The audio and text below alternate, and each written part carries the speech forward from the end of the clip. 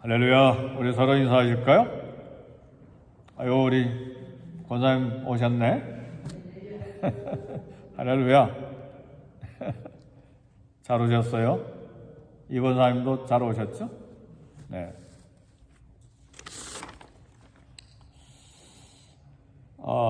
외동딸 말이라고 하는 딸이 생일을 며칠 앞두고 아빠 구두를 깨끗하게 닦았습니다. 그리고 아빠에게 와서 아빠, 제 생일에 무슨 선물 줄 거예요? 아빠 구두를 깨끗이 닦아놓을 때부터 좀 수상했잖아요. 무슨 선물 받고 싶은데, 그러니까 마리가 재빨리 피아노예요. 아빠, 피아노 사주세요. 아름다운 음악을 아빠에게 들려드릴게요. 네, 피아노 사기에 넉넉한 살림이 아닌데, 그러나 딸 마리가 이제 중학생이 됐고, 그래서 좀 무리가 됐지만, 넉넉한 살림도 아니고 무리이지만, 마리가 13번째 생일에 아빠가 드디어 피아노를 사기로 결심을 했습니다. 그래서 마침내 생일날 피아노가 집에 들어왔어요. 그러니까 마리가 얼마나 기뻐한지. 딸들이 그렇잖아요. 막 아빠 사랑해요, 감사해요. 남자애들하고는 좀 닳죠. 막 온갖 아양 떨면서 이제 막 그래 감사를 표시하고 좋아서 날뛰었는데, 그날 마리는 이제 조금 칠 줄 아는 곡을 치면서 하루 종일 보내는데, 그날 마리가 피아노 앞에 앉은 그런 열정은 고작 3주 만에 끝났습니다. 그 뒤로 한 번도 피아노 소리가 들리지 않았습니다. 피아노가 얼마나 비싼 선물입니까? 그렇죠. 미국은 얼마인지 모르는데 굉장히 비싸잖아요. 한국에서도 몇백만 원 줘야 되고, 비싼 피아노는 또 1,000만 원대 넘어가고 그렇잖아요. 이스라엘 백성들이 바벨론에서 1차 포로로 돌아올 때, 1차 포로에서 귀환할 때 그 자유, 그 회복, 얼마나 놀랍고 얼마나 신기하고 그런 기적과 은혜였습니까? 이스라엘 백성들이 포로 귀환 초기에는 그 큰 기적, 그 큰 은혜 얼마나 소중히 여겼는지. 그래서 성전도 어려움이 있었지만 다시 건축하고 완성을 했습니다. 1차 포로에서 돌아온 사람들이. 그러나 시간이 흐름에 따라서 포로 교환의 이 놀라운 민족적인 선물과 큰 은혜가 시들해졌습니다. 하나님의 감동을 받은 페르시아 고레스 왕에 의해서 1차 포로가 귀환되고, 귀환해서 성전도 짓고 80년이 흘렀어요. 정확하게 말하면 79년 정도가 흘렀는데, 이제 에스라 제사장 지도하에 2차 포로 귀환이 이루어졌는데, 에스라 제사장의 학자 에스라가 놀라운 보고를 들었습니다. 그게 오늘 9장 1절에부터 나오는 말이에요. 방백들이 내게 나와 이르되, 이스라엘 백성들과 제사장들과 레위 사람들이 이 가나안 땅의 사람들을 떠나지 않고 가나안 사람, 헷 사람, 브리스 사람, 여부 사람, 암몬 사람, 모압 사람, 애굽 사람, 아모리 사람 가증한 일을 하고, 2절에 보니까 그들의 딸을 맞이하여 아내와 며느리를 삼아 거룩한 자손이 그 지방 사람들과 서로 섞이게 되었는데 방백들과 고관들과 제사장들과 레위 사람들이 가장 앞서서 그런 일을 했습니다. 이건 뭐예요? 바벨론 포로 이전에요? 포로에서 돌아온 후에 생긴 일이에요.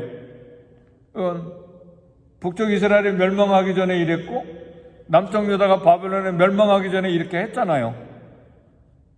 근데 70년 포로 생활 마치고 돌아와서 다시 스룹바벨 성전을 짓고 80여 년이 흐르고 난 다음에 또다시 옛날로 되돌아가 버린 거예요. 이게 오늘 본문의 내용이에요.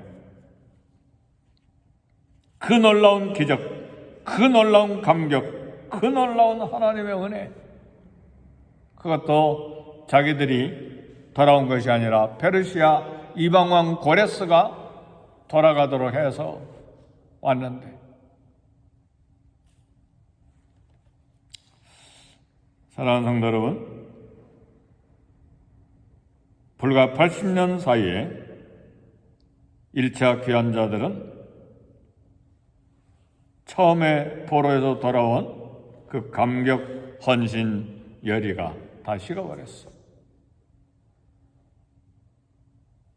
이런 열의가 식는 것이 이스라엘 백성들만 아니고 우리도 마찬가지예요. 심각한 고난, 심각한 고통, 막 정말 해결을 받아야 될 문제 앞에서 밤새도록 기도하고 한 달, 두 달, 1년, 2년 기도해서 하나님께서 고통을 풀어주시고 질병에서 낫게 해주시고 문제가 풀어져서 성취되고 그래서 막 감격해서 두 손 들고 하나님 찬양합니다. 그렇게 감사했던 그 감사의 마음과 함께 하나님께 헌신했던 뜨거운 열정이 이제는 1년, 2년, 3년, 4년, 5년 지나가면서 시들해진다는 말이에요. 이것이 우리의 연약함이고 이것이 문제의 시작입니다. 그래서 붙들어야 될 하나님에 대한 신앙이 해이해져서 지금 에스라 학자가 돌아와서 보니까 금기했던 이방 여인들과 결혼하고 가증한 일을 하고 우상을 섬기는 일이 다시 시작된 것입니다.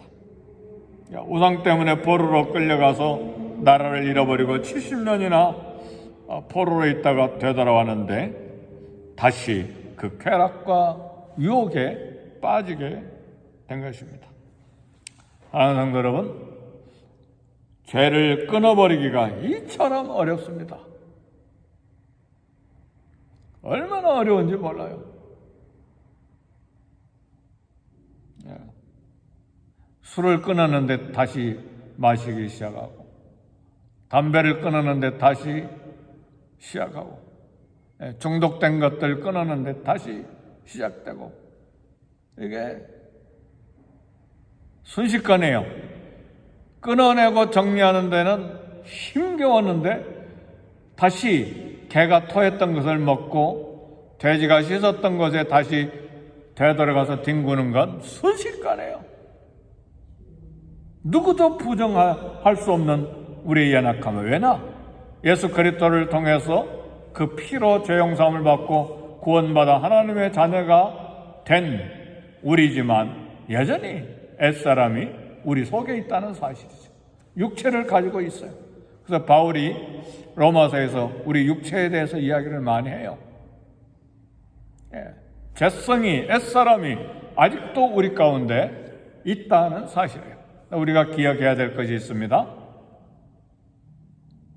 그리스도 예수의 사람들은 육체와 함께 정욕과 탐심을 십자가에 못 박았느니라.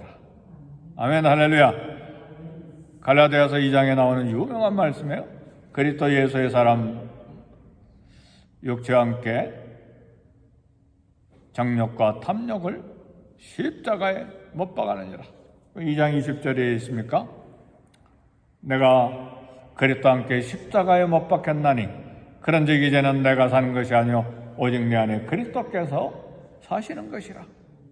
내가 육체 가운데 사는 것은 나를 사랑하사 나를 위하여 자기 몸을 버리신 하나님의 아들을 믿는 믿음 안에서 사는 것이니라.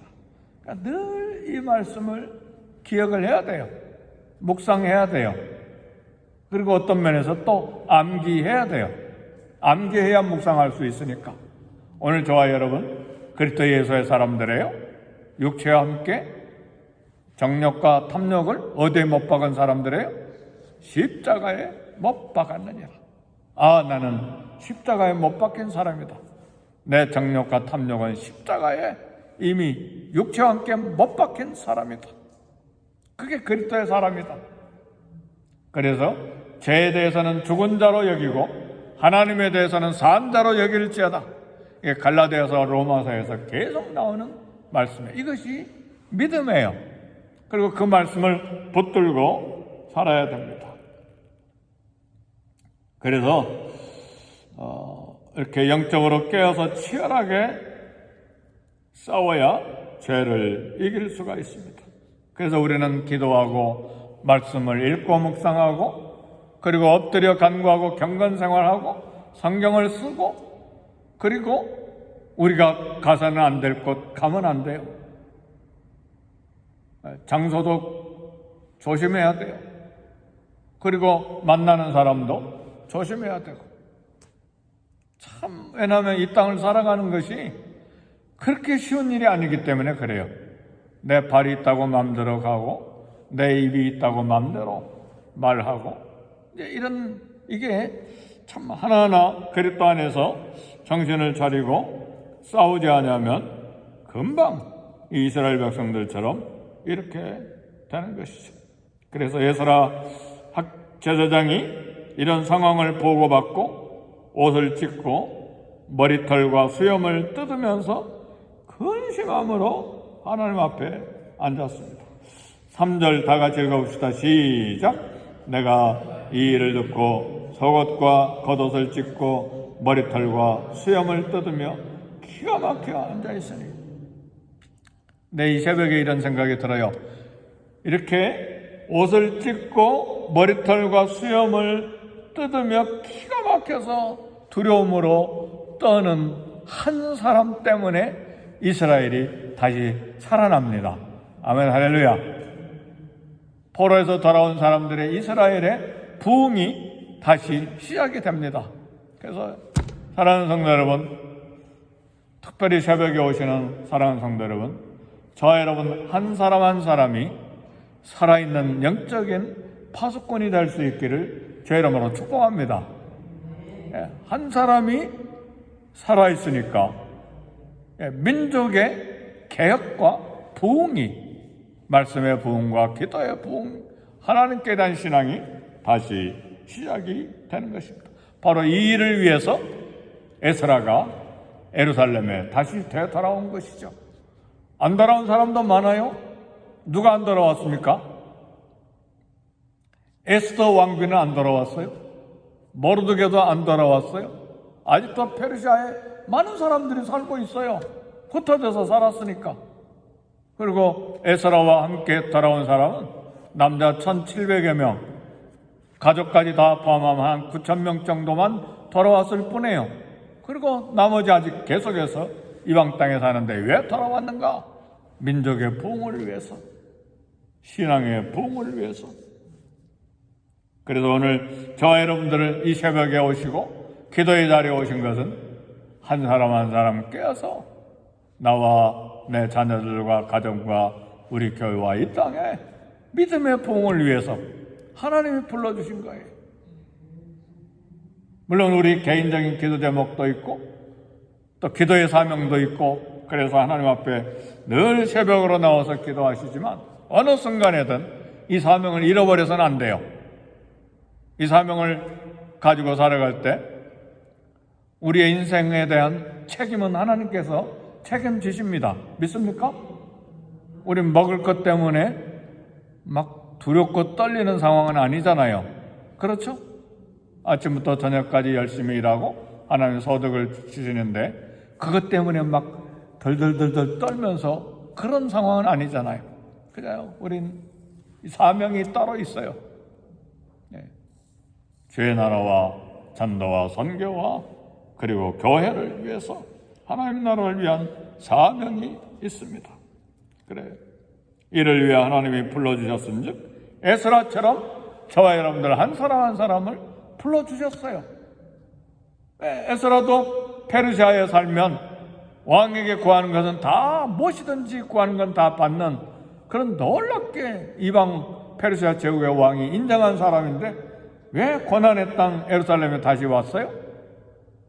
신앙의 부흥을 위해서 희생하러 온 거잖아요.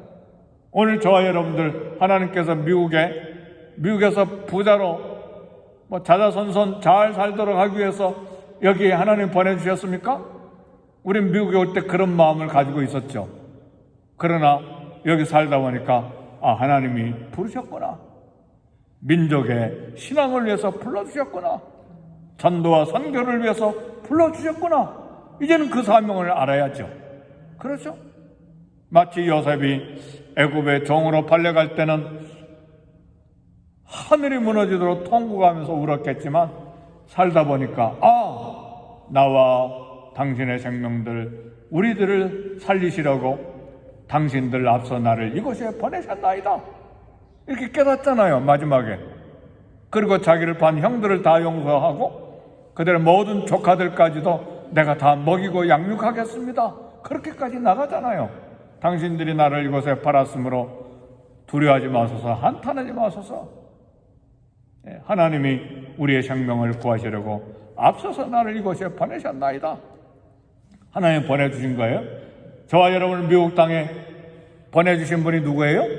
하나님이에요. 사명을 위해서 보내주신 거예요. 그러니까 내가 먹을 것만 가지고 그것 가지고 계속 인생을 살아가면 안 돼요. 그건 하나님이 일하도록 기회를 주시고 먹을 것 주세요. 그렇죠? 그러면 사명을 따라 살아야죠. 에스라는 회개하고 민족의 죄사함을 위해서 회개 자리에 들어갔습니다. 그리고 에스라는 하나님께서 베풀어 주셨던 은혜를 기억합니다.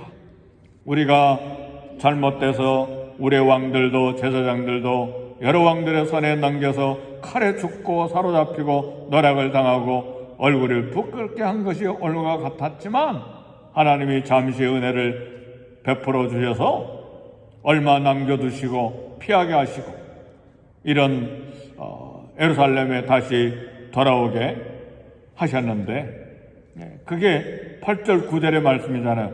비록 노예가 되었사오나 하나님이 그 종살이하는 중에 버려두지 아니하시고 페르시아 왕들 앞에서 우리가 불쌍히 여김을 받고 소생해서 성전을 세우게 하시고 무너진 것을 수리하게 하시고 오늘날 유다와 예루살렘에 우리에게 울타리를 주셨습니다. 이런 극렬한 은혜를 과거의 죄와 그리고 불쌍히 여겨주셔서 회복하게 해주신 은혜를 다시 기억하는 거예요. 이것이 죄를 막는 방법입니다.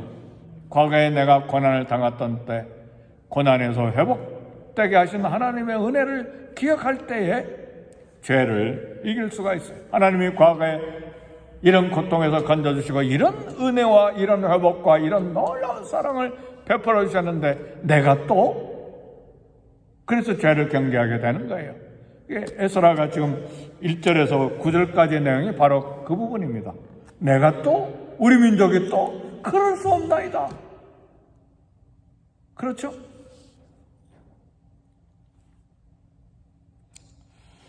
오늘 예수 그리스도께서 저와 여러분의 죄를 위해서 죽으셨습니다. 죽으심으로 우리를 구원해 주셨습니다. 이 사실이 우리를 죄로부터 벗어나게 하고 죄를 이기게 하는 그런 기억들입니다.